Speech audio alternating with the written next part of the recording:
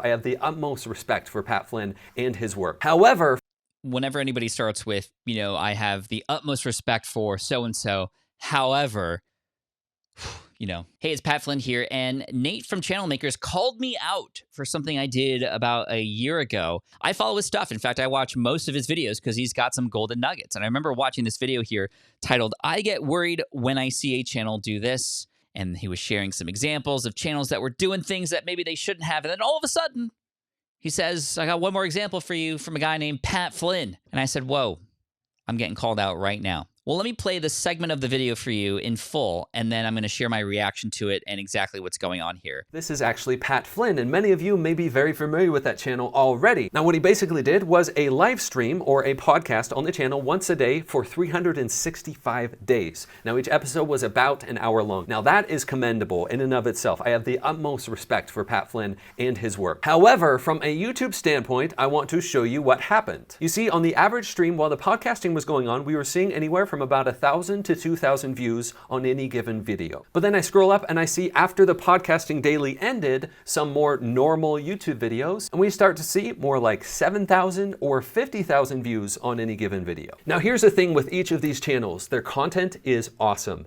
Nothing against the content at all.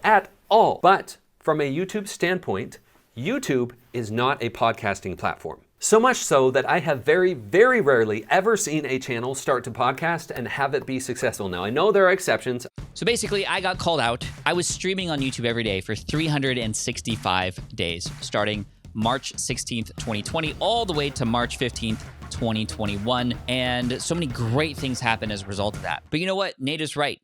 A lot of not so great things happened as a result of this, and it really stunted the growth of the channel. It's interesting. I have a lot of people who ask me, what was that like? It was actually really, really cool. Cool reason number one, I was able to build a rather super loyal community of people who watched every single day. And again, this was during the pandemic, so a lot of people weren't going out. So they were coming in and they were making it a habit to watch the stream and welcome new people in. And it really felt like a family. And it was actually so bittersweet when it ended after a year that I had been sent gifts and people are still connected. And in fact, they created their own Slack channel. And it was just such an amazingly strong community because it was something they could rely on every single day. Cool thing number two, I got a lot of practice of what it was like to stream live. And in fact, that practice has been so helpful with a lot of the pre-recorded videos that I later recorded, with my communication in general, especially because it was live and you have to keep being entertaining and keep engaging with an audience. And to be able to do that now when I present in a virtual stage, which I've been presenting a lot on lately because I haven't been traveling in person to stages, it's been really amazing. And in fact, I have some of the highest rated presentations at a lot of these live events online. Cool thing number three, a lot of those people who did watch the income stream, which is the name of the show, they ended up wanting to support the channel in more ways than none. I mean, many of them ended up offering a lot of super chats during the live streams every single day. And I had a lot of people become members as well. People were paying $2.99 or $4.99 a month to support the channel and just show up, similar to like a Patreon. So in that regard, I'm so grateful that that happened. However, would I have done it differently? Yeah, I think I would. And this is where I think Nate's calling me out is definitely justified, because when it comes to, like he said a couple of times, YouTube, from a YouTube perspective, I actually did things that did damage my channel. If growth on YouTube, if having the algorithm extend your video out to people who don't know about you yet is important to you, if income generation through ads on your videos is important, well, then you probably shouldn't have done it the way that I'd done it. The daily growth on the channel as far as subscribers completely flatlined. Completely. These live stream videos are less likely to be seen by people who don't know who I am. And as far as YouTube is today, in fact, in the algorithm and the way it works, most people who watch our videos are not our subscribers. Most people who watch our videos are people who YouTube pushes our videos out to, who they think would be best suited for it. And then hopefully we can, get them to click because of a good title and thumbnail, and then bring them back to the channel and get them to stick around. And if they do stick around, that sends signals to YouTube to then send it out to even more people. That kind of content was just not suited for YouTube to push it into the algorithm and have it find new people. A lot of the topics were very broad. We talked about multiple topics in single episodes. Initially, the episodes were titled just like day 4, day 5, in the income stream, day 6. And anybody who comes across that on their feed is not going to be enticed because it doesn't necessarily relate to a specific problem that they have. The thumbnails weren't so great either. And because I had to go daily And I committed to that. I didn't have to go daily. I wanted to, and I wanted to commit to that. I didn't have a ton of time to think about and split test all kinds of different thumbnails. And thumbnails and titles are the most important things, even more important than the video, actually, when it comes to growth and findability on YouTube. Now, as Nate said, there are exceptions to the rule. There are podcasters like Colin and Samir who are absolutely exploding right now because they interview some amazing creators and YouTubers that a lot of people recognize. Their content is really great. They ask amazingly engaging questions, and people are able to sit and listen to those two interview a creator for, over an hour sometimes. And of course, we have the Joe Rogans and people like that, the Lewis House of the School of Greatness, who, they had these celebrities on and they're talking about really deep topics. And, they've built this community of people who can support those channels for longer form podcast type episodes. But to have 7 years of YouTube and training YouTube and understanding of what kinds of pre-recorded videos I create about podcasting, about entrepreneurship, about business and mindset, to then all of a sudden drop in a daily show that was much longer, that wasn't necessarily attractive to those who the impressions were going out to. It definitely stunted my growth. And there's just this giant plateau when it comes to the monthly subscribership between March of 2020 and March of 2021.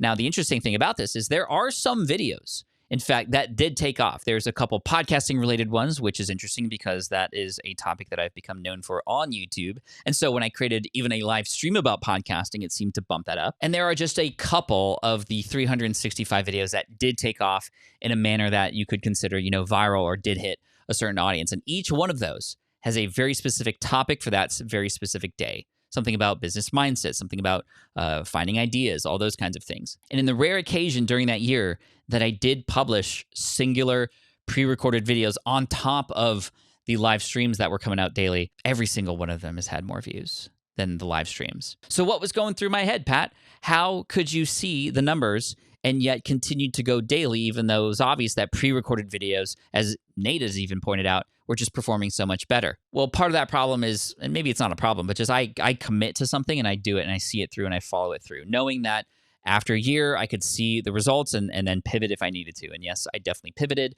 And since then, I've come out with pre-recorded videos weekly here or bi-weekly or sometimes twice a week, but I haven't done a live stream since, and I may bring them back, but in a special way. But since March of 2021, the channel has exploded. We're approaching 350,000 subscribers now, and we're growing at a rate that we've never grown before. We've had higher income than we've ever had before, and it's a result of getting back to the basics of what YouTube wants to see and what YouTube is meant for currently. Now, that's not to say podcasting doesn't and shouldn't exist on the platform. I think there's going to be some changes in YouTube's platform with relation to how they support podcasting.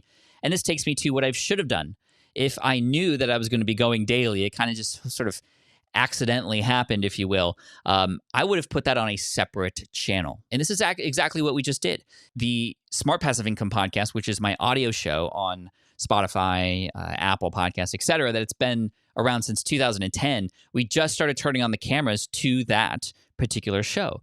But I didn't drop that into this YouTube channel right here. I dropped it into a separate channel that will be used to house those longer form episodes.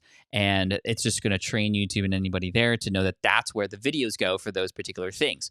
We're also doing something where we're taking clips of those and we're going to be adding them into different channels and different TikTok, Instagram Reels, and Shorts, as well as Twitter and Facebook and LinkedIn. And we're repurposing that so we can get the most out of that hour-long-ish conversation that I usually have with a guest every Wednesday. So Nate from Channel Makers, thank you so much for calling this out, because I think it's a great way for me to share a lot of the results of what has happened since that year.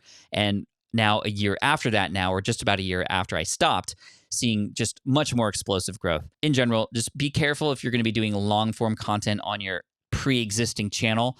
And in all the different cases that Nate shared, growth has slowed down in that case.